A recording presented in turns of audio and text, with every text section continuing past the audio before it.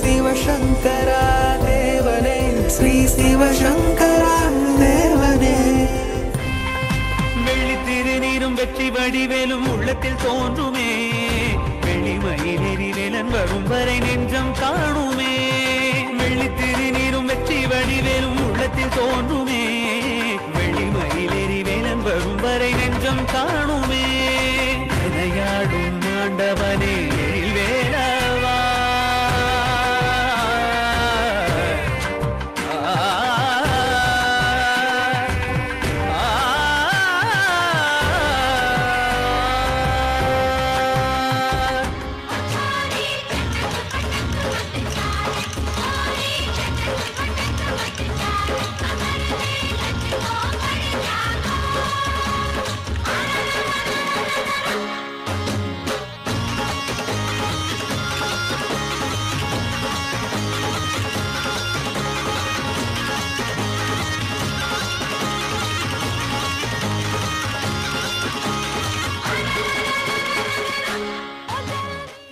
தசாவதாரம் கவித்துவம் பாடி தாசன் சிவலோகநாதனும் பணிய தக்கிடதாம் தாம் தரிகிடதாம் தாம் தக்கிட தரிகிட தக்கிடதாம் தாம் தக்கிட தரிகிட தரிகிடதாம் தாம் தக்கிட தரிகிட தரிகிடதாம் தாம்.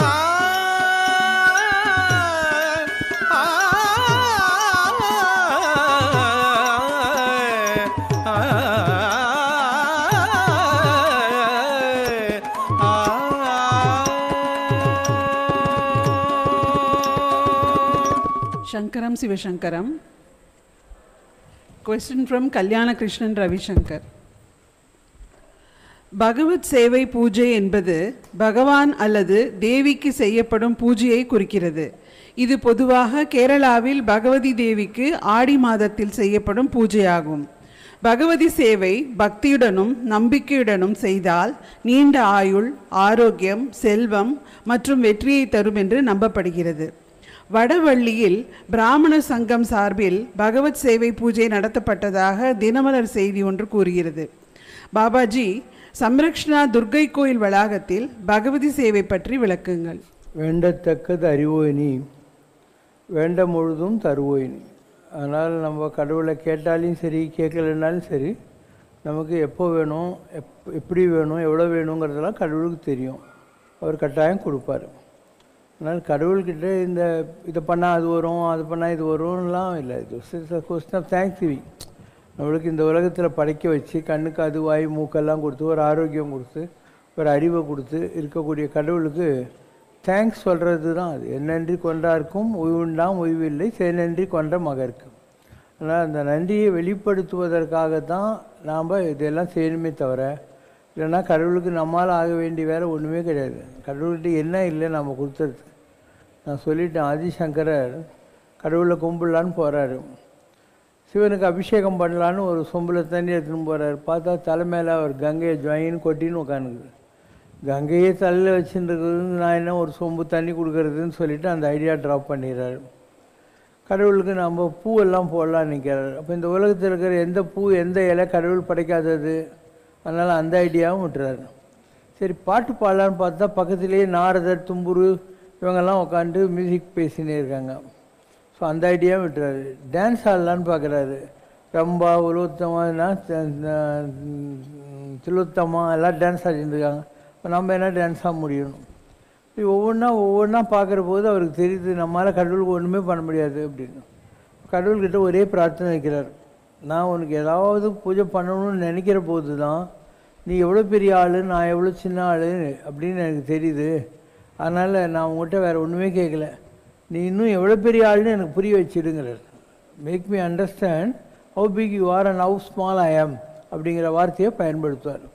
அதனால் நீங்கள் எந்த ஒரு வழிபாட்டுக்கு போனாலையும் அது பூராவுமே கடவுளால் கொடுக்கப்பட்டது. நீ கடவுளுக்கு என்னத்தை கொடுத்துருவேன் இல்லையா? அதனால் பீமன் ஒருத்தர் இருந்தால் மகாபாரதத்தில் கிருஷ்ணர் குழந்தை இல்லையேன்ட்டு பூஜை பண்ணணுன்னு பார்க்குறாரு.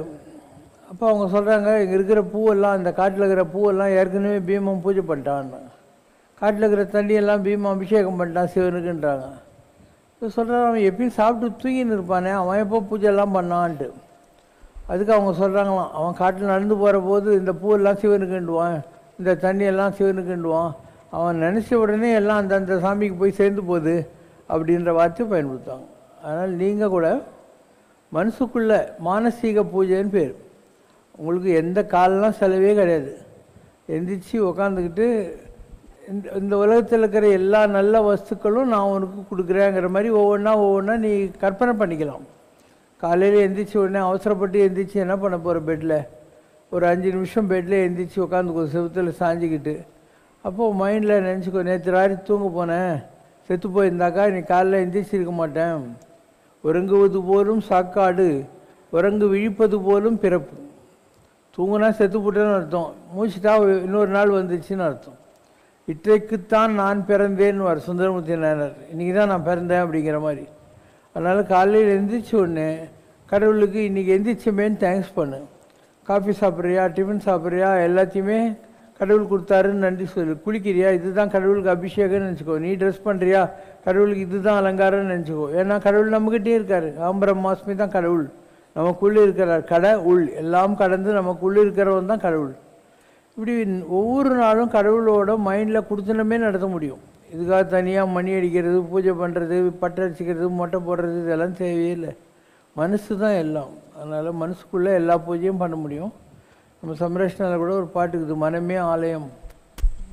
மனமே ஆலயமே நீ உணர்வாய் மானுடமே, நினைவை ஒன்றதிலே நிலைத்திடவே பேரின்பமே, முக்திக்கிங்கு பக்தி வழி என்றுரைத்த தேவலை, சக்தி பெற மண்ணடி சென்றால் துலங்கிடும் இறையின் கலை, மனமே ஆலயமே நீ உணர்வாய் மானுடனே. சம்ரஷ்ணாவுடைய 25 வருஷம் பழைய பாட்டு. இதுதான் இப்போ நாம் சொல்லிக்கிட்டு இருக்கிற வழிபாடு. இன்னொரு பாட்டு கூட சம்ரஷ்ணா இருக்குது, மனமே நீ மறவாதே. மனமே நீ மறவாதே, எங்கள் மன்னவனின் புகழ் சொல்லி மழாதே, கணமேனும் துதியாதே இராதே, காலம் போனால் திரும்பி வராதே, மனமே நீ மறவாதே. தனமும் கனமும் ஒரு நாள் அழியும், கனவை போலது கணத்தில் மறையும், தவம் தான் புனையே தலையில் தாங்கும், தடுமாறுகையில் இடர்கள் களையும், உலகம் மாயையில் இனி மயங்காதே, உழலும் சகதியில் இனியும் விழாதே, உறவுகளேனும் படை உனக்குதவாதே, உலகளந்தான் பதம் உன்னை கைவிடாதே, தங்கக்கரம் உன்னை அள்ளியே அணைக்கும், தாயினும் மேலாய் அன்பை சுரக்கும், சங்கர தெய்வம் வந்தெதிர்காக்கும், சஞ்சலம் எல்லாம் நொடியில் தீர்க்கும், மனமே நீ மறவாதே. நம்ம கிட்ட இந்த மாதிரி நிறைய பாட்டு இருக்குது. எல்லாம் அந்த காலத்துலேயும் சொல்லிட்டோம், எப்படியெல்லாம் பூஜை பண்ணோம், எப்படியெல்லாம் செய்யணுன்ற மாதிரி. மனசில் செய்கிற பூஜைக்குள்ள பவர் ஃபிசிக்கலாக செய்கிறதுக்கு கிடையாது. ஒரு கோயிலுக்கு போகிறேன், அங்கே கூட்டத்தை பார்த்துருப்பேன், மைண்ட் அதில் ஒடுங்கிறது இல்லை. ஏதோ 2 நிமிஷம் இப்படி பார்ப்பேன் சாமி, அவ்வளோதான். மற்ற நேரம் பூரா செருப்பு ஸ்டாலு, பிரசாதம் கடை, ஜனங்க பேசுகிறது, அவங்க என்ன ட்ரெஸ் போட்டு வந்துக்கிறாங்க, நமக்கு தெரியாமே நம்ம மைண்டு இதிலெல்லாம் அலையும். இப்போ அலையும் மனதை அடக்குபவனே யோக தற்பரனாம், அலையும் மனதை அடக்குபவனே யோக சிற்பரனாம் அப்படின்னுவார். இப்போ அலையாத இருக்கணும்னா மனசு என்ன பண்ணணும், பேசாமல் கண்ணை மூடிடு. கண்ணை திறந்தால் தானே இந்த வம்பெல்லாம். அதனால் கண்ணை மூடிக்கிட்டு உனக்கு பிடிச்ச ஒரு தெய்வத்துக்கு மனசுக்குள்ளேயே நீ அபிஷேகம் பண்ணுற மாதிரி நினச்சிக்கோ. மனசுக்குள்ளேயே அலங்காரம் பண்ணு. உனக்கு வேண்டிய சாப்பாடெல்லாம் கடவுள் சாப்பிட்றதா நினச்சி ஒவ்வொன்றா வச்சுனே வா. இல்லை எவ்வளோ நேரம் வேணாலும் நீ பூஜை பண்ணலாம். உனக்கு எத்தனை பிரசாதம் தெரியும், இட்லி தெரியும், தோசை தெரியும், தோசையில் எத்தனை வெரைட்டி இருக்குது, பொங்கலில் எத்தனை வெரைட்டியில் எத்தனை, பாயசத்தில் எத்தனை, ஒவ்வொன்றா பண்ண காலெலாம் செலவே இல்லை இல்லையா. இதெல்லாம் படிக்கிறேன்னு சொல்லி உனக்கு எத்தனை பூ தெரியும், இதெல்லாம் படிக்கிறேன்னு சொல்லு. இந்த மாதிரி ரொம்ப ஈஸியாக பூஜை பண்ண முடியும், காலெலாம் செலவே இருக்காது. மரத்தடியில் உட்காந்து பூஜை பண்ணினேன். பூசலார் நாயனாருக்கு கடவுள் வந்தார், மனக்கோயில் கட்டினான். நான் கைலாசநாதர் கோயிலை எழுச்சி கட்டினான் பல்லவ மன்னன். அவங்ககிட்ட கடவுள் சொன்னார், நான் அந்த கோயிலுக்கு போயிட்டு அப்புறம் தான் உனக்கு அப்பாயின்மெண்ட் கொடுப்பேன் அப்படின்னு சொல்லிட்டார். அதனால் கடவுளுக்கு கல்கோயில் தேவையில்லை, மனக்கோயில் தேவை. மக்களுக்கு புரியாது. சேரமான் பெருமாள் நாயனார் ஒருத்தன் தான், பெரிய ராஜா. அவன் ராஜான்னு நான் நினச்சதே கிடையாது. போயினே இருப்பான். இந்த தவக்கலைங்கெல்லாம் மழை பெஞ்ச உடனே கொட்டக்கொட்டான்னு சவுண்ட் பண்ணும். உடனே அவன் என்ன பண்ணுவான், இதெல்லாம் அரஹரா அரஹரான்னு சொல்லுது மந்திரி, இந்த தவக்கலைங்களுக்கெல்லாம் காதுக்கு ஜிமிக்கி பண்ணி போடுன்னு. அந்த கொட்டை அவன் காதில் அரஹரா அரஹரான்னு கேட்குது. இப்படி ஒவ்வொரு நிலையிலையும் கடவுளை நினைத்து கொண்டிருந்தவர்கள் இருக்கிறார்கள். ஒரு வண்ணான் வர்றான் எதிரில், அவன் வெள்ளாவி வச்சுவிட்டு உடம்பு பூரா நல்லா இந்த வெள்ளையாக இருக்கும் இல்லையா, அப்படி வரான். அவனை பார்த்த உடனே இந்த ராஜாவுக்கு தெரியுதான், இது சிவபெருமானு, காடுடைய சுடலை பொடி பூசி என் உள்ளம் கவர் கல்வன், சுடுகாட்டு சாம்பலை பூசிக்கிட்டு சிவபெருமான் எதிரில் வந்துக்கிட்டு இருக்கான் நினச்சானான். வண்ணானை பார்த்துட்டு இவன் கீழே விழுந்து கும்பிட்டான் குதிரையிலேருந்து இறங்கி. அவன் பயந்து போய் அடியேன் மன்னான் அப்படின்னா. தமிழில் மண்ணை வச்சு எடுத்தாங்க ஒரு காலத்தில், அதனால் வண்ணானுக்கு பேர் மன்னான். அடியேன் மன்னான்னா. இவன் திருப்பியும் விழுந்துட்டு அடியேன் சேரமானானா. இப்படியெல்லாம் இருந்தாங்க நம்ம ஆளுங்க.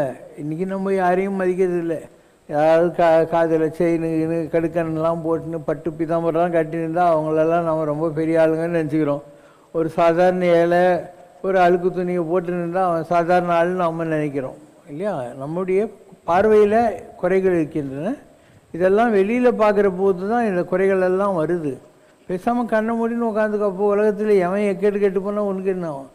All the time is yours. பேசாமல் உட்காந்து சாமி கும்பிட்டுக்கினே இருக்கலாம், எவ்வளோ நேரம்னா கும்பிடலாம். உனக்கு எத்தனை கோயில் தெரியுமோ அந்த கோயில்களெல்லாம் நீ மைண்ட்லேயே போகலாம். அந்தந்த கோயிலில் சாமி எப்படி இருக்குன்னு பார்க்கலாம் இல்லையா. இது மாதிரி உனக்குன்னு நீ ஒரு பூஜையை சிஸ்டம் வர வச்சுக்கலாம். மக்களுக்கு இதெல்லாம் புரியறதில்லை. அவங்க ஏதோ ஒரு கோயிலுக்கு போனால் தான் சாமின்னு நினைக்கிறாங்க. சாமி இல்லாத இடம் இது. ஔவையார் ஒரு கோயிலில் காலை நெட்டின்னு உட்காந்துருந்தா பிள்ளையாருக்கு நேராக. ஒருத்தன் என்ன பாட்டி உனக்கு கண்ணு தெரியலையா, கடவுளை நோக்கி காலை நெட்டின்னுக்கிறியா? அப்போ அவர் சொன்னாராம், யார் ஔவையார், சரிப்பா எந்த திசையில் பிள்ளையார் இல்லைன்னு சொல்லு, அந்த பக்கம் காலை நீட்டிக்கிறானாராம். எங்கே இல்லைன்னு சொல்லு, நான் அங்கே காலை நீட்டிக்கிறேன்னு சொல்லுவோம். அதனால் நம்முடைய அண்டர்ஸ்டாண்டிங் தான். நான் கூட தான் பெருமாளுக்கு முதுக காட்டின்னு உக்காண்டிருக்கேன். அப்போ என்ன, எனக்கு கடவுள் மேலே நம்பிக்கை இல்லையா, பக்தி இல்லையா அம்மையாருக்கு? கடவுள் எல்லா இடத்துலையும் இருக்கான். இங்கே தான் மூலஸ்தானத்தில் தான் கடவுள் இருக்குதுன்னு நினைக்கிறதே தப்பு. உலகம் பூரா கடவுள் தான். நான் பேசுகிற வார்த்தையெல்லாம் கடவுள் தான். ஓசை ஒலியெல்லாம் ஆனாய் நீயே, உலகத்தில் இருக்கிற எல்லா சத்தமும் கடவுள் தான் அப்படின்னு புரிஞ்சுக்கணும். நீ இதுக்கு கொஞ்சம் ஹையர் லெவலுக்கு போக வேண்டியிருக்கும். ஒரு குழந்த ஆரம்பத்தில் நடவண்டி வச்சுருக்கோம், கிராலர்னுவாங்க. நீங்கள்லாம் நடவண்டி வச்சுன்னு இருக்கீங்களா? ஜாலியாக சைக்கிளில், ஸ்கூட்டரில், காரில், ரயிலில், பஸ்ஸில் போகிறீங்க இல்லையா. ஒரு படிநிலையில் இருக்கக்கூடிய பக்தனுக்கு தான் இதெல்லாம் தேவைப்படும். இந்த கல், காகிதம், கட்டை, மட்டெல்லாம் தேவைப்படும். ஒரு உயர்ந்த நிலைக்கு போனவன் நீ எத்தனை தடவை பழனிக்கு போயிருப்பேன், எத்தனை தடவை திருப்பதி போயிருப்பேன், எத்தனை தடவை காளிகாம்பாள் கோயிலுக்கும் கற்பகாம்பாள் கோயிலுக்கும் போயிருப்பேன். பேசாமல் கண்ணை மூட்டின்னு உட்காந்து கற்பகாம்பாள் என்னென்ன, காளிகாம்பாள் என்னென்ன, மாங்காடு காமாட்சி என்னென்ன, காஞ்சிபுரத்தில் என்னென்ன, யாரெல்லாம் நினைக்கணுமோ உட்காந்துட்டே இருக்கு, அப்படியே நினச்சிக்கிட்டே இருக்கு. இதெல்லாம் நம்முடைய மைண்டில் வரக்கூடிய ட்ரைனிங்கில் வர்றது. மக்களுக்கு இந்த மாதிரி பூஜையெல்லாம் புரிய மாட்டேன்னு. அதனால் நமக்கு இன்னும் அந்த பக்குவங்கள் வரவே இல்லை. அதனால் உலகத்தில் நீ பூஜை பண்ணணும் முடிவு எடுத்துட்டு 1000 வழிமுறைகள் இருக்குது. கடவுளை கும்பிட்றதுக்கு அவ்வளோ வழிகள் இருக்குது. மக்களுக்கு இன்னும் பக்குவம் வராததுனால இதெல்லாம் கட்டிக்கின்னு அழுகுறாங்க. வேறு ஒன்றுமே இல்லை. உலகம் பூரா இருக்கிற எல்லா தண்ணியுமே கங்கையும் யமுனையும் சரஸ்வதியும் தான். தண்ணி எப்படி தனித்தனியாக இருக்க முடியும்? நீ சொல்லு. தனித்தனியாக ஏதாவது தண்ணி இருக்க முடியுமா? உலகம் பூரா ஒரே தண்ணி தான். கடவுள் தான் எல்லா தண்ணியும் கொடுத்தான். ஸோ கங்கை சிவனுடைய தலையிலேருந்து கொட்டிச்சுன்னு உம்புறான தானே சொல்லுது. அப்போ உலகத்தில் இருக்கிற எல்லா தண்ணியுமே கங்கை சிவன் தலையிலேருந்து தானே வந்தது. அப்போ நீ என்ன நினைக்கணும்? கங்கை வார் சடையருக்கு அன்பராகில் அவர் கண்டீர் யாமணங்கும் கடவுளாரே. எவனாவது சிவபக்தனாக இருந்தாக்கா நான் அவனையே சிவனாக கும்பிட்டுட்டு போகிறேங்கிற பக்குவம் உனக்கு வர வேண்டியிருக்கும். ஒரு ஆள் அவன் ஒரு சிவபக்தன் வேஷம் போட்டுட்டு கொலை பண்ணுறதுக்காக வரான். இவனுக்கு நல்லா தெரியுது அவன் கத்தியோடு வரான், நம்மளை கொலை பண்ண போகிறான்னு. அவன் நெச்சில் திருநூறு பார்த்த உடனே சிவன் என்னை கொலை பண்ணணும்னு முடிவெடுத்துட்டான் போல இருக்குதுன்னு சொல்லி கோஆப்ரேட் பண்ணான். அதில் கூட சிவனை பார்த்தவன்லாங்கிறான் இந்த நாட்டில். அதனால் நமக்கு இன்னும் அந்த எண்ணங்கள் எல்லாம் வரல. அண்ட் காலமும் மாறிப்போச்சு. ஒரு காலத்தில் உண்மையான பக்தர்கள் இருந்தாங்க. அவங்கெல்லாம் ஒரு கோயிலுக்கு போவாங்க, பெருக்குவாங்க, முழுகுவாங்க, கோலம் போடுவாங்க இல்லையா. நெஞ்சே நீ வா, காலையில் எழுந்திரிச்சு அழகிட்டு மெழுகுமிட்டு எம்பெருமான் கோயில் புக்கு. கடவுளை கும்பிடுறதுன்னு வந்துச்சுன்னா கூச்ச நாச்சம் இருக்கக்கூடாது. கடவுள் எங்கே இருக்காருன்னா, வாயார தன்னடியே பாடும் தொண்டர்தம் இனத்தகத்தான். எங்கெல்லாம் கடவுளுடைய பேரை உறக்க பாடுறாங்களோ அங்கெல்லாம் கடவுள் தான் இருக்கான். நிறைய பேருக்கு அரோகரா சொல்கிறதுல யோசனை பண்ணுவோம். அரோகரான்னு சத்தம் போட்டு சொல்கிறதுக்கு எனக்கு மூடு இருக்காது, கோவிந்தா சொல்கிறதுக்கு மூடு இருக்காது இல்லையா. சத்தம் போட்டு சொன்னால் நான் ஒன்று மென்டல் நினச்சின்னு போகிறேன், உனக்கு என்னது சொல்ல மாட்டாங்க. ஒரு சுவாமியை சரணாயப்பா சொல்கிறாங்க, ஒரு கோவிந்தா சொல்கிறாங்க, ஒரு அரோகரா சொல்கிறாங்க. இதெல்லாம் நீ வட்டி வயத்துலேருந்து இழுத்து சொல்ல வேணாமா. அந்த நேரத்தில் கடவுளை தவிர வேறு எதுவுமே நீ நினைக்கக்கூடாது. மக்களால் இதெல்லாம் பண்ண முடியறதில்லை. அவங்க யாரோ பாடுறாங்க, நீ மனசுக்குள்ளே ஒரு வேலை சொன்னால் சொல்லுவே தவிர வாய் திறந்து பாடவே மாட்டேன். எல்லாரும் கையை தட்டி பாடணுன்னெல்லாம் இருக்குது அந்த காலத்தில். யார் கையெல்லாம் தட்டி நீங்கள் பாடின்னு உட்காந்துக்கிறாங்க. யாரோ பாடின்னு இருப்பாங்க, யாரோ 4 பேர் முன்னு இருப்பாங்க, மற்றவங்கெல்லாம் வாய முடியும் உட்காந்துப்பாங்க. கேட்டால் நாங்கள் உள்ளுக்குள்ளேயே பூஜை பண்ணின்னு இருக்கிறோம். ஏன் உள்ளுக்குள்ளே பூஜை பண்ணோம்? கடவுள் ஊமையாக வைக்கல, வாய் கொடுத்துக்கிறான்ல. ஊரில் இருக்கிற எல்லா வம்பும் பேச தெரியுதில்ல உனக்கு. ஸோ நீ ஏன் வாய் திறந்து பாட மாட்டேன்ற? அதான் சொன்னேன், வாயார தன்னடியே பாடும் தொண்டர்தம் இனத்தகத்தான். வாயை திறந்து யாரெல்லாம் பாடுறாங்களோ அந்த மாதிரி இருக்கிற பக்தர்களுக்கு இடத்துலாம் கடவுள் உட்காந்து இருப்பானோ. நெஞ்சே நீ வா, நித்தமும் எம்பிரான் கோயில் புக்கு அரகரா என்று அரற்றி நிலை பெறுமாறு எண்ணிதியேல் நெஞ்சே நெஞ்சமே நீ உருப்பட வேண்டும் என்று நினைத்தாய் என்று சொன்னால், நீ வா நித்தலும் எம்பிரானுடைய கோயில் புக்கு. ஒவ்வொரு நாளும் சாமி இருக்கிற கோயிலுக்கு வா. புலர்வதன் முன்னலகிட்டு மெழுகுமிட்டு வெடிகாலில் வந்துரு. பூமாலை புனைந்து ஏத்தி பூவெல்லாம் கட்டிக்கோனா, எல்லாம் கோயிலில் பூ இருக்கும், அதை எடுத்து கட்டுறதுக்கு ஹெல்ப் பண்ணு. புகழ்ந்து பாடி தலையார கும்பிட்டு கூத்துமாடி. அந்த காலத்தில் அப்படிலாம் பண்ணுவாங்க. தலைமையில் இப்படி கை வச்சுக்கிட்டு அரகரா அரகரெல்லாம் சொல்லுவாங்க. அந்த காலத்தில் எல்லாம் வெக்கப்படுறாங்க சாமி கும்பிட்றதுக்கே. சங்கரா ஜெய போற்றி போற்றி என்றும் அலை புனல் சேர் செஞ்சடையம் ஆதி என்றும் ஆரூரா என்று என்றே அலரா நில்லே. திருவாரூரில் இருக்கிற சாமி இல்லையா, அவரை பற்றி நீ பாடு அப்படின்னு சொல்கிறாங்க. ஸோ ஒரு பெரிய மகான் இருந்தார். அவர் ஒரு சாதாரண குழந்தையாக இருக்கிற போதே அவங்க அம்மா இடுப்பில் இருக்கிற போது ஒரு மகான் வடநாட்டிலேருந்து வந்த ஒரு பைராகி மகான் இவரை பார்த்துட்டு, யார் சின்ன குழந்தை இடுப்பில் இருக்குது, ஆண்டவர் ரொம்ப அழகாக இருக்காரே அப்படிங்கிறார். அவர் தான் பின்னால் கோயிலூர் ஆண்டவர்னு சொல்கிறது. கோயிலூரில் கோயிலெலாம் இருக்குது இன்றைக்கும். ஒரு ஆர்ச் மாதிரி இருக்கும் நீ பிள்ளையார்பட்டிலேருந்து வரபோது, அதுதான் கோயிலூர். பெரிய தமிழ் வேத பாடசாலை இருக்குது, கோயில் இருக்குது, எல்லாமே இருக்குது. அங்கே இருக்கிற சாமிக்கு பேர் கொற்றவாளி ஈசர். ஸோ ஆண்டவர் ரொம்ப நல்லா இருக்காரு அப்படின்னு இவரை படிக்கிறதுக்காக வெளியூருக்கு அனுப்புகிறாங்க. அந்த காலத்துலலாம் காரைக்குடி பக்கம் சொந்த ஸ்கூலில் மதுரைக்கு போகணும். அந்த காலத்தில் தினப்பள்ளிக்கூடம்னு வாங்க, மொட்டை போட்டு காதில் கடுக்கெல்லாம் போட்டு நாதசனம் வச்சு வாத்தியார் வீட்டில் கொண்டு போய் குழந்தைங்களை விட்டு அவங்களுக்கு நம்ம வயலில் வர்ற அரிசி பருப்பெல்லாம் கொண்டு போய் கொடுப்பாங்க. இவங்க வாத்தியார்கிட்ட பாடம் கற்றுக்குவாங்க. வாத்தியார் அம்மா வந்து இவங்களுக்கெல்லாம் சமைச்சு போடுவா. இப்படி தான் இருந்தது. ஸோ ஒரு நாள் அந்த வாத்தியார்கிட்ட இவர் போகிற போது கேட்குறாரு, அது என்ன ஆண்டவர்னு உனக்கு பேர் வச்சுக்கிறாங்கன்னு. இப்போ அவர் சொல்கிறாரு, சுந்தரமூர்த்தி நாயனார் இருந்தார், அவர் கும்பிட்ட சிவபெருமான் வந்து ஆரூரன். சுந்தரமூர்த்தி நாயனார் கும்பிட்ட சாமி இருக்கார் இல்லையா திருவாரூரில், அவர் ஆரூரன். ஆனால் சுந்தரமூர்த்தி நாயனார் ஆரூரர். அந்த மாதிரி கடவுள் வந்து ஆண்டவன், நான் அவரை கும்பிடுறேன், அதனால் நான் ஆண்டவர் அப்படின்னாராம். இப்படிலாம் இருக்கிறாங்க இல்லையா. அவங்க வாழ்க்கையெல்லாம் நீங்கள் படிக்கணும். அவரை சின்ன வயசில் மதுரைக்கு கொண்டு வந்து விடுறாங்க. அப்போ அந்த அம்மா இருக்கு இல்லையா, வாத்தியார் அம்மா சொல்கிறாங்க, ஏன்பா நீ இப்போ சம்மர் வெக்கேஷனுக்கு ஊருக்கு போவே இல்லையா, உங்கள் ஊர் பக்கம் காரைக்குடி பக்கம் நிறைய மயிலெல்லாம் இருக்குமாமே, ஒரு 2 மைலுக்கு இது கொண்டு வரையான்ட்டு. சரின்னு ஒரு காட்டுக்குள்ளே மயில் தேடி போகிறார். கொஞ்சம் டயர்டு இருக்குதுன்னு சின்ன பையன் படுத்து இப்படி அசந்துறார். அவருக்கு ஒரு கனவு வருது. அந்த கதவில் ஒரு ராஜா வந்து காட்டுக்குள்ளே போகிறான். அவனும் டயர்டாகுதுன்னு சொல்லிட்டு ஒரு மரத்தடியில் படுக்கிறான். கனவுக்குள்ளே கனவு. ஒரு புலி அவன் மேலே பாய வருது. அவன் கண்ணை முழிச்சு பார்க்குறான். அங்கே ஒரு கத்தி இருக்குது. இவரும் பயந்து போய் கனவு வந்த உடனே பார்க்குறாரு, அங்கே ஒரு கத்தி இருக்குது. ஸோ அந்த இடத்த தோண்டி பார்க்குறாங்க. அந்த கத்தி இருந்த இடம் இல்லையா, அதுதான் இன்றைக்கி நீங்கள் பிள்ளையார்பட்டியில் இதை கோயிலூரில் பார்க்குற சிவன் கோயில். அவ்வளோ பெரிய கோயில் அந்த இடத்துல இருந்துருக்கு. இன்றைக்கி நாட்டுக்கோட்டை செட்டியாருங்க அமெரிக்காவிலலாம் கோயிலூர் ஆண்டவர் கோயில் கட்டியிருக்காங்க. ரொம்ப பெரிய அளவுக்கெல்லாம் கோயில் கட்டியிருக்காங்க. ஸோ ஒரு விட்ட கூரை தொட்ட கூரை இருக்கும். ஏன் அந்த மாதிரி வருது? இந்த பையன் இருக்கான் இல்லையா, சின்ன பையன், இவன் தான் அந்த இதுக்கு முன்னால் ராஜாவாக இருந்தவன். அந்த கோயிலை இவன் தான் கட்டினான். அதனால் விட்டுக்குறை தொட்டுக்குறை இந்த பிறவிலையும் அந்த சிவனுக்கு கைங்கரியம் பண்ணுறதுக்கான பாக்கியமும் அவனுக்கு கிடைக்கிது. இப்படி எவ்வளோ பேர் பழைய ஞாபகங்களில் தான் புதுசாக கோயிலெல்லாம் கட்டுறாங்க. திடீர்னு யாரும் கோயிலெலாம் கட்ட முடியாது. மண்ணு கட்டியில் இருக்கும். ஒரு ராஜா குதிரை மேலே போயிட்டே இருக்கான். ஒரு மணல் பரப்பு, அது ஒரு மரத்து மேலே ஒரு கிளி வேத மந்திரம் சொல்லின்னுக்குது. என்னடா அது, யாருமே இல்லை, இந்த கிளி வேத மந்திரம் சொல்லுது அப்படின்னு சொல்லி தோண்ட சொல்கிறான். தோன்றுனா அந்த இடத்துல இன்றைக்கி நீ பார்க்குற இல்லை ஸ்ரீரங்கநாதர் கோயில், இந்த தெருலேருந்து 4 தெரு தள்ளி போகும். அவ்வளோ பெரிய ஸ்ரீரங்கநாதர் கோயில் இல்லையா, அது மண்ணுக்கடியில் போயிடுது. ஏதோ ஒரு காலத்தில் மணல் மூடி போச்சு அந்த கோயில். ஸோ இவன் அந்த கோயிலை எடுத்து கட்டினான். அந்த மணலுக்குள்ளே போயிருந்த கோயிலை திருப்பியும் ரினோவ் பண்ணி எடுத்து பண்ணான். கிளி சொல்லி அவன் அதை ரினோவேட் பண்ணதுனால அவன் பேர் கிள்ளி வளவன் அப்படின்னான். கிள்ளி வளவன் அப்படின்னும்.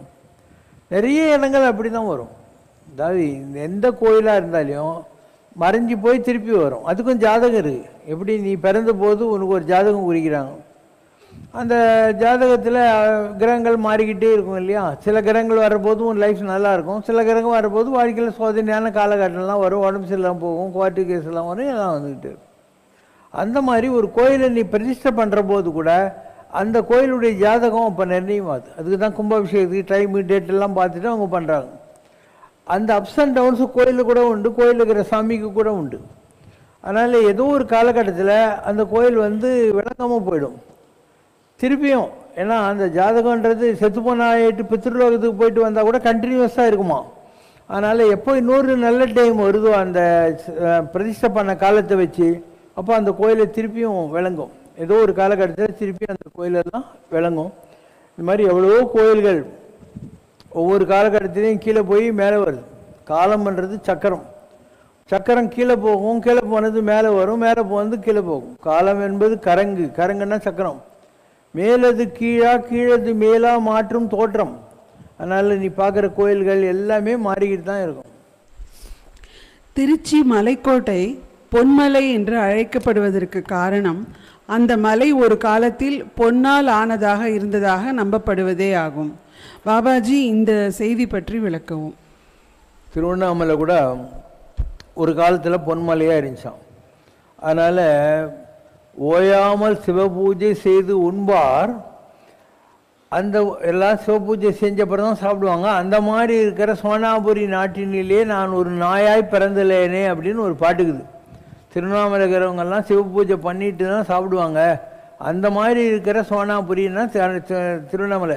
அங்கே நான் ஒரு நாயாக பிறந்து பக்தர்கள் போடுற எச்ச சாப்பாட்டை சாப்பிட்ற ஒரு நாயாக இருக்கணும் அப்படின்னு கேட்டவங்கெல்லாம் இருக்கிறாங்க. அதனால் இதெல்லாம் நம்முடைய நம்பிக்கைக்கு தான். திருவண்ணாமலை ஒரு காலத்தில் தங்க மலையாக இருந்துச்சு, அதுக்கப்புறம் அது வெள்ளி மலையாச்சு, அப்புறம் காப்பர் மலையாச்சு, இப்போ கல் மலையாயிடுச்சுன்னு சொல்லுவாங்க. இந்த மாதிரி பல ஊர்களில் இருக்கிற மலைகளுக்கு சொல்லுவாங்க தங்க மலையாக இருந்து இப்படி ஆச்சுங்கிற மாதிரிலாம் சொல்லுவாங்க. அதெல்லாம் எந்த அளவுக்கு உண்மை இல்லைன்னு நமக்கு தெரியாது. ஏன்னா ஒவ்வொரு யுகம் அது. சத்தியுகம் வேறு, திரேதா யுகம் வேறு, துவாபர யுகம் வேறு, கலியுகம் வேறு. நம்ம எந்த யுகத்தில் எப்படி இருந்ததுன்றது இன்றைக்கி உட்காந்துட்டு கலியுகத்தில் எப்படி சொல்ல முடியும்? அதனால் it's not possible to say. இன்றைக்கி நீங்கள் பார்த்தீங்கன்னா 100க்கு 90 கோயில் அழுக்கழுக்கா ஒரே நாத்தாட்சின்னு தான் இருக்குது. இதுதான் இன்றைக்கி ஒரு கோயிலுன்றது. கடவுள் இருக்கிற நீ உன் வீட்டை பெயிண்ட் அடிக்கிற, ஃபர்னிச்சர் பண்ணுற, சோஃபா போடுற, டிவி வாங்குற, எதாவது பண்ணுற. கடவுள் இருக்கிற கோயிலை எப்படி வச்சுக்கணும் நீ இல்லையா? அந்த பக்தி இன்றைக்கி 100க்கு 99 பேர் கிடையவே கிடையாது. ஒரு கோயில் சுத்தமாக இருக்கிறதுன்றது விளையாட்டு. இப்போ நம்ம கோயில் இருக்குது, எவ்வளோ சுத்தமாக இருக்குது பாருங்க. எங்கே வேணால் தாராளமாக உட்காந்துடலாம்.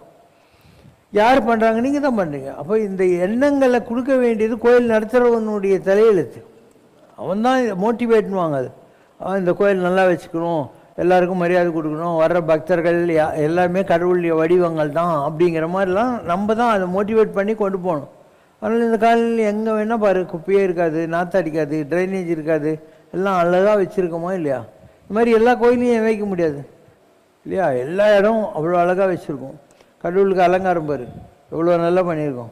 நாகராஜன் சார் அவங்க கோயிலில் ஏதோ ஒரு பெரிய யாகம் பண்ணிட்டு இவ்வளோ பெரிய மாலை ஒன்று கொண்டாந்தார். இன்றைக்கி போட்டுக்குது பாரு சாமிக்கு, பெரிய மாலை ஒன்று போட்டுக்குதா நாகராஜன் சார் அவங்க அண்ணா நகர் கோயிலேருந்து கோயில் மரியாதையாக கொண்டு வந்த மாலை. அது இப்படி ஒரு எண்ணம் இருக்கணும், எல்லாத்துக்கும் ஒரு எண்ணம் தேவைப்படுது. இப்போ கூட ஒரு யாகம் நடக்க போகுது வியாழக்கிழமை அன்னைக்கு. நாராயணசாமி சாருடைய ஒய்ஃப் இல்லை, அவங்க சொன்னாங்க நாராயணசாமி சார் எங்கிட்ட சொல்லிட்டு போயிருக்காரு எவ்வளோ ரூபாய் செலவானாலையும் நீ ஒரு சண்டி யாகம் பண்ணணும்னு சொல்லிட்டு இருந்தாங்க. சரி இன்னும் பண்ண சொன்னோம். ஏறத்தாழ ஒரு 1 lakh பட்ஜெட்டு, ஐயரு சம்பாவனை கூட, அதுக்கு வேண்டிய வஸ்திரம் அது இது எல்லாம் ஆகும். ஸோ அதில் தாலியெல்லாம் வேறு போடுவோம், இந்த யாகத்தில் தாலி இதெல்லாம் வேறு போடுவோம். இப்படி எல்லாத்துக்கும் ஒரு ரூல்ஸ் இருக்குது இதுக்கெல்லாம் பண்ணுறதுன்னு. நம்ம இந்த உலகத்தில் காலையிலேருந்து ராத்திரி வரைக்கும் சாப்பிட்டு சாணி போட்டதுக்கு எவ்வளோ செலவு பண்ணியிருக்கோம் இந்த 50, 60, 70 வயசில். கடவுளுக்கு 1 லட்சம்ன்ற போது நம்ம கணக்கு பார்க்க ஆரம்பிச்சிடுறோம். 1 லட்சமா அப்படின்னா நீயே எத்தனை லட்சம் செலவு பண்ணி இந்த உலகத்தில் வந்துட்டு அவள் கடவுளுக்கு 1 லட்சம் செலவு பண்ணி செத்து போடுவியா? அது ஒரு எண்ணம் வேணும். இதெல்லாம் ஒரு உதாரணத்துக்காக சொல்கிறேன். செய்யணுங்கிற எண்ணம் எல்லாருக்கும் வராது, இல்லாதவங்க ஒன்றும் கிடையாது. எல்லோரும் கடவுள்லேருந்து யாரையும் சும்மா ஒன்று வைக்கல, எல்லாருக்கும் நல்லா தான் கொடுத்து வச்சுருக்கிறான். நீ வந்து ஷூ வாங்கிக்குவ, குக்கி ஷூவு இருக்கிறதுல காஸ்ட்லி ஜவுளி கடையில் போய் துணி வாங்கிக்குவ, எல்லாம் செய்வேன். நீ இந்த கடவுளுக்கு செய்யணுன்ற மாத்திரம் கணக்கு பார்க்க ஆரம்பிச்சுடுவேன் இல்லையா? இதுதான் ஜனங்களுடைய பிரச்சனையெல்லாம். கடவுள்னு வரைச்சா he should be your top priority. உனக்கு நிஜமாகவே கடவுள் மேலே உன்னை விட கடவுள் பெரிய ஆளுன்னு மரியாதை இருந்தாக்கா தாராளமாக நீ பண்ணு, அவர் கொடுப்பார், உனக்கு திருப்பி கொடுப்பார். அவர் திருப்பி கொடுக்கலன்னா மாத்திரம் என்ன?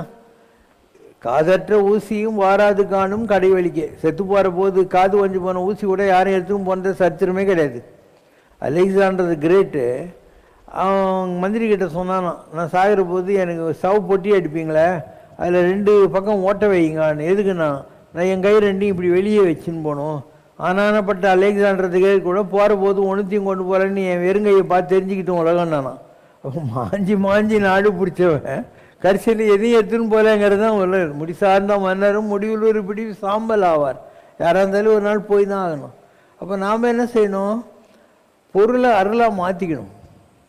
தாளாற்றி தந்த பொருள் எல்லாம் தக்கார்க்கு வேளாண்மை செய்தற் பொருட்டு. நான் உழைச்சி சம்பாதிக்கிற பொருள் எல்லாம் தகுதியான தர்மங்களை செய்து உலகத்தில் வாழ்வதற்காக. ஊருணி நீர் நீந்தற்றே உலகவாம் பேரறி வாழன் தெரு. ஊர் நடுவில் ஒரு கிணறு, ஊருணின்னுவாங்க. 8 பக்கம் ஒரு ஆட்டணம் போட்டு அவங்க வீட்டுக்கு தண்ணி எடுத்துன்னு போடுவாங்க. அந்த மாதிரி ஒரு நல்லவங்கிட்ட துட்டு இருந்தாக்கா அது எல்லாருக்கும் பயன்படும். பயன் மரம் உள்ளூர் பழுத்தற்றால்னு ஒரு நல்ல புளியா மரம், கொய்யா மரம், இதெல்லாம் ஊர் நடுவில் இருந்தால் எல்லாருக்கும் அது யூஸ் ஆகும். அந்த மாதிரி இருக்கணும் உங்ககிட்ட இருக்கிற செல்வமெல்லாம். இப்படி எவ்வளவோ இருக்குது. அப்போ செல்வமும் இல்லை, யாக்கையும் இல்லை, எதுவும் நம்ம கூட இருக்கவே போகிறதில்ல. மக்களுக்கு ஒரு பெரிய அளவுக்கு கடவுளுக்கு செய்யணுங்கிற எண்ணமே வரல. இது கலியுகம். கலியுகத்தில் இவங்க சாப்பிட்றதுக்கு போய் 400 ரூபா ஒரு ரெஸ்டாரண்ட்டில் செலவு பண்ணுறான். இவனுக்கு ட்ரெஸ் வாங்கிக்கிறான், இவனுக்கு எல்லாம் பண்ணிக்கிறான், வாட்சி செயின் மோதிரெல்லாம் வாங்கிக்கிறான். ஒரு கோயிலுக்கு செய்யணுன்ற போது மாத்திரம் கணக்கு பார்க்க ஆரம்பிச்சிடுறான் இல்லையா? ஒரு இதனுடைய இது என்ன சொல்கிறான், ஒரு புடவை கோயிலுக்கு கொடுக்குற போது ஒரு 300 ரூபாய் 200 ரூபாயில் நூல் பட்டு புடவாயின்னு வர்றான். ஏன்னு கேட்டால் இது என்ன சாமியாக கட்டிக்குதேன்னுவான். அப்போ இவ்வளோ நாளாக அது சாமி இல்லைன்னு தான் நீ நினச்சின்னு இருந்தியா? நீ ஒன்றை பொறுத்த மாத்திரம் அது சாமின்னு நம்பணும், சாமிக்கு நீ கொடுத்துரு. அதுக்கப்புறம் என்னன்னா உனக்கு என்ன? அதனால தான் எனக்கு யாராவது இங்கே போயிட்டு புடவெல்லாம் கொண்டு வந்து அவங்க எதிர்லேயே சாத்திட்டு சொல்கிறது. அவங்க எதிரில் அவங்களுக்கு அந்த சாட்டிஸ்ஃபேக்ஷன் வந்துச்சு, இல்லை நான் கொண்டாந்தேன் போட்டாங்கன்ட்டு. நான் வந்து பௌர்ணமிக்கு சாத்துறேன், தைப்பூசத்துக்கு சாத்துறேன்னு நான் ஏன் சொல்லணும்? அதனால் யார் கொண்டாந்தாலும் நான் 4 லட்சத்தை பார்க்கறதே இல்லை, சாத்திடுவேன் நான். அதனால் ஒவ்வொன்றுத்துக்கும் ரூல்ஸ் இருக்குது. மக்களுக்கு இன்னும் ஒரு சீசனல் பக்தி இருக்கே தவிர சீசன்டு பக்தி வரல. சீசனல்னால் என்ன? ஏதோ ஒரு குறிப்பிட்ட நாளில் சாமி கும்பிட்டா போகிறோன்றது. சீசன்டுன்னா என்ன? வாழ்நாள் பூரா எப்பயுமே கடவுளை நினச்சிக்கிட்டு எல்லாமே கடவுளுக்குன்னு சொல்லி அர்ப்பணித்து வாழ்கிற ஒரு வாழ்க்கை இருக்குது. அது எல்லாருக்கும் வராது. செய்கிறதுக்கு ஒரு எண்ணம் வேணும், எல்லாருக்கும் வராது. இவங்களுக்கு வசதி பண்ணிக்கிறாங்களே தவிர ஒரு கடவுளுங்கிறது நம்மளை விட பெரிய ஆளுங்கிற எண்ணம் மக்களுக்கு நிஜமாக வரல, கலியுகத்தில் வரல.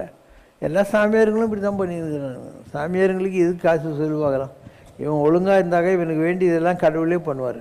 குடிசெயல் என்னும் ஒருவருக்கு தெய்வம் மடிதற்று தான் முந்துரும். யாராவது உருப்படணும், கடவுளுக்கு தொண்டு செய்யணும்னு நினச்சா கடவுள் வேஷ்டியை மடித்து கட்டுன்னு பக்கத்தில் நிற்பாரான், அவனுக்கு எதாவது வேணுமாப்பா அப்படின்னு கேட்டுனே இருப்பாரான். அந்த மாதிரி எத்தனை பேர் கடவுளுக்காகவே தங்கள் வாழ்க்கையை அர்ப்பணிச்சுக்கிட்டு வாழ்கிற சாமியாருங்க இருக்காங்க. அவங்க சொந்தம் பந்தத்தெல்லாம் வச்சுன்னு உட்காந்துக்கிறானுங்க, தேவையே இல்லாத வம்புலாம் செய்கிறானுங்க, பல வகைகளில் உருப்படல. ஆன்மீகம் என்பது நெருப்பாற்றின் மேல் கட்டிய மயிர்பாலம். ஒரு முடியில் மயிரில் பிரிட்ஜு கட்டிட்டு கீழே நெருப்பு ஆறு ஓடுதான், அதுக்குள்ளே நீ கடக்கணும், இல்லைன்னா முடியெல்லாம் கறிக்கணும், நெருப்பில் கறிக்கணும். அந்த அளவுக்கு ரொம்ப ஜாகிரதையாக இருக்கணும். நான் உங்கள்கிட்ட 1 லட்ச ரூபா கொடுத்து பேங்க்கில் கட்டிட்டு வர சொல்கிறேன். இங்கேருந்து நீ பேங்க்கு போகிறதுக்குள்ளே 10 தடவை தொட்டு பார்த்துக்கோ இருக்குதான்னு. அப்போ ஒன்றும் இல்லாத குப்பை ஒரு காகிதம், ஏன்னா அதையே அவ்வளோ தடவை தொட்டு பார்த்துக்கிறியே, அப்போ கடவுள் உங்கள்கிட்ட இருக்கிற எவ்வளோ பெரிய சொத்து, அது நம்மக்கிட்ட இருக்குதா பூச்சான்னு ஒரு பயமாக இருக்கணும் நம்மளுக்கு. அதனால தான் எப்பயுமே பயபக்தின்னு வாங்க. பக்தி இருக்கணும், அது பயத்தோடு இருக்கணும், கடவுள் நம்மளை பார்த்துட்டு இருக்கான்ட்டு. கண்காணி இல்லை என்று கள்ளம்பல புரிவார், காணுங்கால் கண்காணி என்று ஒன்று இல்லாத இடமில்லை காணுங்கிறார் திருமூலர். நம்மளை யாரும் பார்க்கலன்னு அவன் ஃப்ராட் பண்ணினுங்கிறான். கடவுள் எல்லா நேரத்துலையும் நம்மளை பார்த்துக்கின்னு தான் இருக்கார், எல்லாம் அவருக்கு தெரியும். அவருக்கு தெரியாமல் நம்ம ஒன்றுமே பண்ணிட முடியாது அப்படின்னு அர்த்தம். கோவிந்தப்பட்டனும் ஒருத்தன் தான், ராமானுஜ சிஷ்யன். அவனுக்கு கம்பல் பண்ணி கல்யாணம் பண்ணி வைக்கிறாங்க. ஃபர்ஸ்ட் நைட்டு முடிஞ்ச உடனே பொண்ணு வீட்டுக்காரங்க சொல்கிறாங்க, என்னங்க அவங்க சிஷ்யன் ஒன்றுமே பண்ண மாட்டேன்றாரு. ஏண்டான்றார், நாங்கள் இருக்கிற ரூம் இருட்டாக இருக்கணும், எங்கள் 2 பேர் ஹஸ்பண்ட் ஒய்ஃப் தவிர வேறு யாருமே உள்ளே இருக்கக்கூடாது, அப்போ தான் எனக்கு மூடு வரும்னா. ராமானுஜர் சரிடா இவங்க 2 பேரை உள்ளே விட்டு லைட்டெல்லாம் ஆஃப் பண்ணிட்டு கதவை பூட்டின்னு வந்துடுங்கன்ட்டு. 3வது நாளும் கம்ப்ளைண்ட் வருது, ஒன்றுமே பண்ணல உங்கள் ஆளுன்ட்டு. என்னடான்றார், ஜெகஜோதியாக பெருமாள் கட்டிலே உட்காண்டிருக்கார், நான் என்ன சொன்னேன், இருட்டாக இருக்கணும்னு சொன்னேன், 3வது ஆள் இருக்கக்கூடாதுன்னு சொன்னேன், பெருமாள் கட்டிலே உட்காந்துருக்கான், நான் எப்படி பண்ண முடியும் அப்படின்னு. அப்புறம் ராமானுஜர் இவன் குடும்பம்லாம் நடத்த மாட்டோம் போயிட்டு வந்து வள்ளல் ராமலிங்க அடிக்கலாவது கல்யாணம் பண்ணி வைக்கிறாங்க. ஃபர்ஸ்ட் நைட்டு பூரா இவர் விளக்கி ஏற்றிட்டு திருவாசகம் முற்றுவதல் பண்ணிட்டு இருக்காரு பொண்டாட்டி உட்கார வச்சு. மறுநாள் காத்தால அந்த மாகிட்ட என்னை மன்னிச்சிருமா, எனக்கு குடும்பம்லாம் நடத்தணும் தெரியாதுன்னு சொல்லி வயலாக அலைஞ்சி எங்கேயோ கடலூர்னு சுற்றிக்கின்னு உட்கார்ந்து இருந்தார். இப்படி உலகத்தில் ஒரு குறிப்பிட்ட நேரம் வருகிற போது அதற்கு ஒரு அற்றது பற்றெனில் உற்றது வீடு. ஒரு வெள்ளரி பழம் காம்பை இருந்து கீழே தானாக விழுமா, அந்த மாதிரி இந்த உலகத்து மேலே இருக்கிற பற்று தானாகவே போகும், தானாகவே போயிடும். நான் ஜனவரி 16, 1996 என் குடும்பத்தை விட்டேன். 96னா அதில் ஒரு 4 வருஷம், இப்போ ஒரு 25 வருஷம் 30 வருஷம் ஆச்சு. நான் என் மனைவி மகள் யாரையுமே பார்த்ததே இல்லை. நான் அமெரிக்கா 30 தடவை 40 தடவை போயிருக்கேன், அவங்கெல்லாம் அங்கே தான் இருக்காங்க, பார்க்குறதே கிடையாது. இதெல்லாம் ஒரு பக்குவம், தானாக தான் வரணும். யாரும் உன்னை கம்பல் பண்ணி நீ சாமி ஆகிடலாம் சொல்ல முடியாது, தானாக நடக்கும். உனக்கு அந்த தகுதிகள் இருந்தால், பக்தி இருந்தால் தானாக நடக்கும். நாதவிந்து கலாதி நமோ நம வேத மந்திர ஸ்வரூபா நமோ நம ஞான பண்டித சாமி நமோ நம விருகோடி நாம சம்பு குமார நமோ நம भोगान्तरि बाला नमो नमः नागदण्ड मयूरा नमो नमः परशूर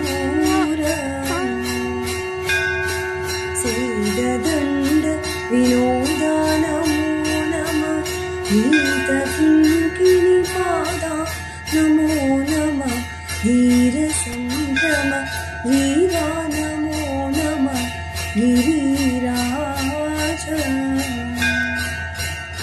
दीपमङ्गल ज्योति नमो नमः तूयम्बललीला नमो नमः देवकुञ्जरि आगा नमो नमः वरुदारा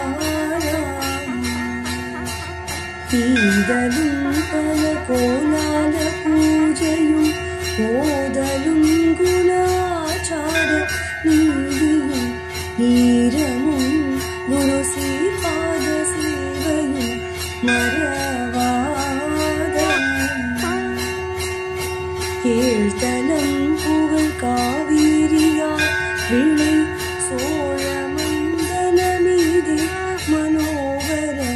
ராஜகம்பீர நாடாளு நாயக வயலூரா ஆதரம் பயிலாரூரர் தோழமை சேர்தல் கொண்டவரோடே முன்னாளினில் ஆடல் வெண்பரி நீதேவி மாகையிலையின் ஏவி பாடியந்த உலாவாசு பாடிய சேர கொங்குவை காவூர் நாடது ஆவினன் கூடி வாழ்வான தேவர்கள் பெருமாடி ராஜாதிராஜ கம்பீர உலகாளு நாயக சிவசங்கரா. ओम जय शिव शंकर रे स्वामी जगत परिपालक रे आदि शंकर अवतारा अनाथ रक्षक रे. ओम जय शिव शंकर रे அன்னையும் தந்தையும் நீரென்றறிந்தும் அன்பில் நனைகின்றோம் சுவாமி அன்பில் நனைகின்றோம். ஆசானும் இறையாகிய தேவா நின்னடி பணிகின்றோம். ஓம் ஜெய சிவசங்கரரே கைலையை பன்முறை வலம் வந்தாய் ஓ கருணாகர கீர்த்தி சுவாமி கருணாகர கீர்த்தி. மயிலையில் நின்று வரம் தருகின்றாய் மங்களகர மூர்த்தி. ஓம் ஜெய சிவசங்கரரே ஆனந்த சாகரம் தனிலம்மையாழ்த்தும் அற்புத அருள் ஜோதி சுவாமி அற்புத அருள் ஜோதி. ஆரத்தி செய்து பாடி மகிழ்ந்தோம் அருள்வாய் பரஞ்சோதி. ஓம் ஜெய சிவசங்கரரே நாராயண நாராயண ஓம் சத்யநாராயண நாராயண நாராயண ஓம் நாராயண நாராயண ஓம் சத்யநாராயண நாராயண ஓம் சத்யநாராயண நாராயண ஓம். ஓம் ஜெய சிவசங்கரரே. குறை ஒன்றுமில்லை மறைமூர்த்தி கண்ணா குறை ஒன்றும் இல்லை கண்ணா குறை ஒன்றுமில்லை கோவிந்தா.